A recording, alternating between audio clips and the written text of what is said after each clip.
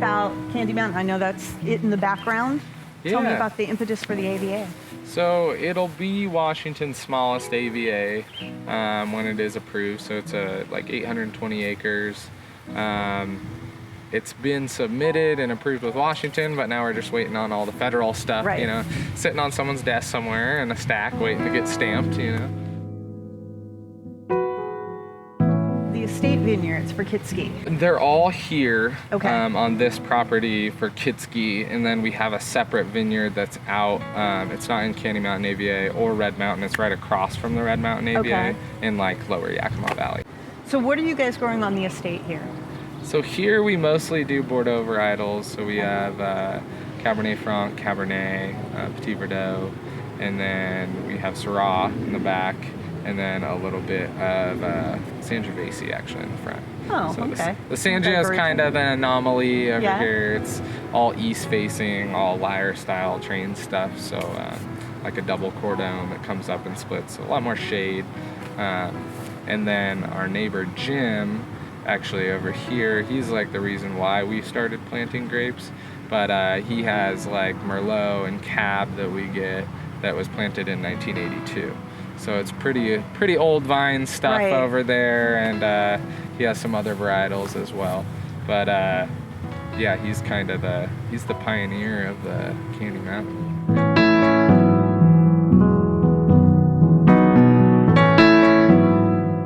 Some of these rows of Cab Franc right here are planted in 2008.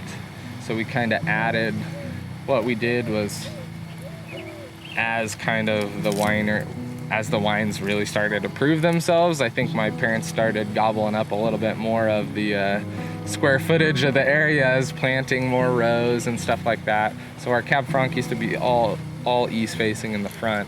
And then we just had Petit Verdot and Cab back here on this, you know, little south slope.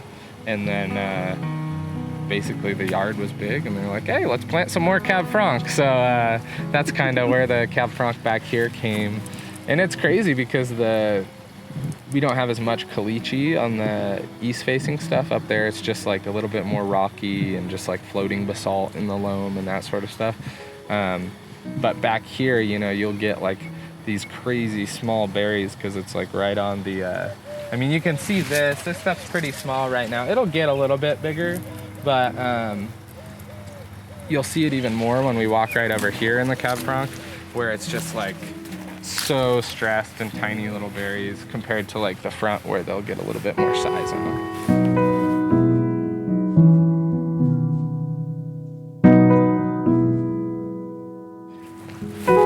My dad kind of like called me a wuss because I couldn't dig the poles when we got up here because the caliche layer is like calcium carbonate. Yeah. It's like a really, really hard layer, basically like natural cement. Mm-hmm.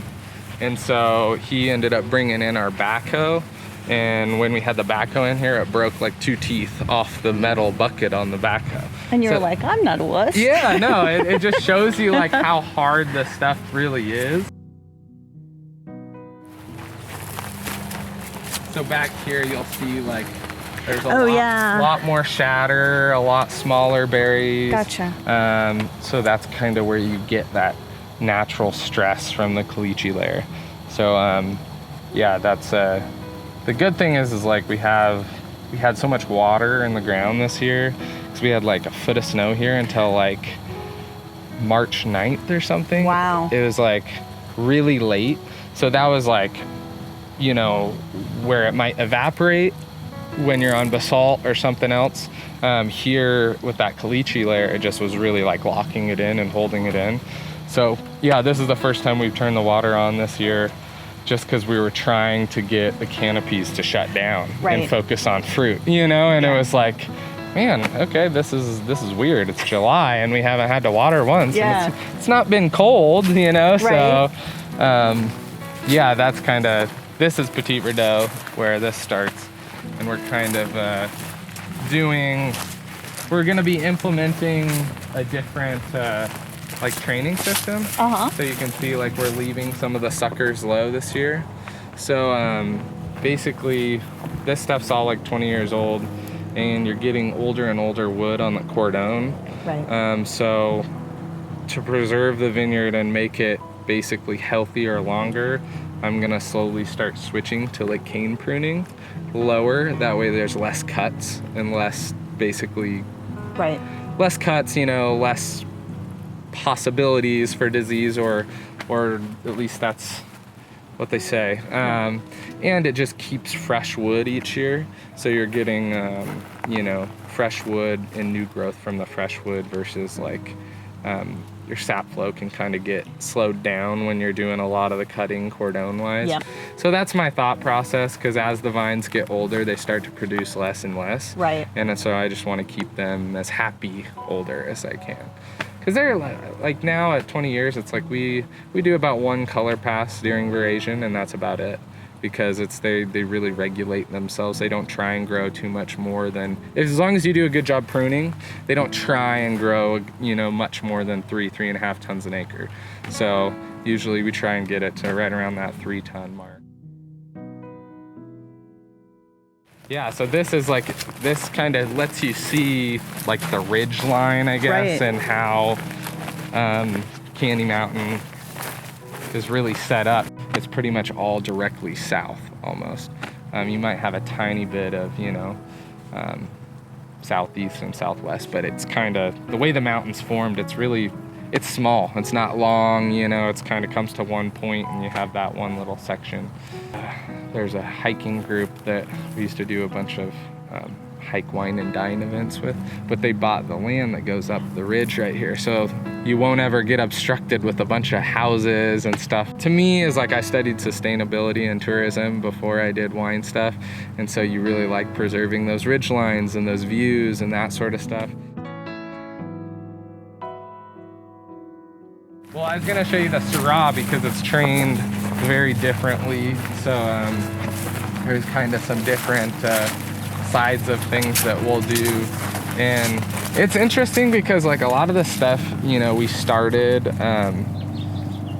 they started doing here, Jim and my dad and stuff, without really thinking of the effects of like what necessarily it would do in a winemaking standpoint, what it would translate to, you know? Mm-hmm. So like, this is all trained, you know, like east-west.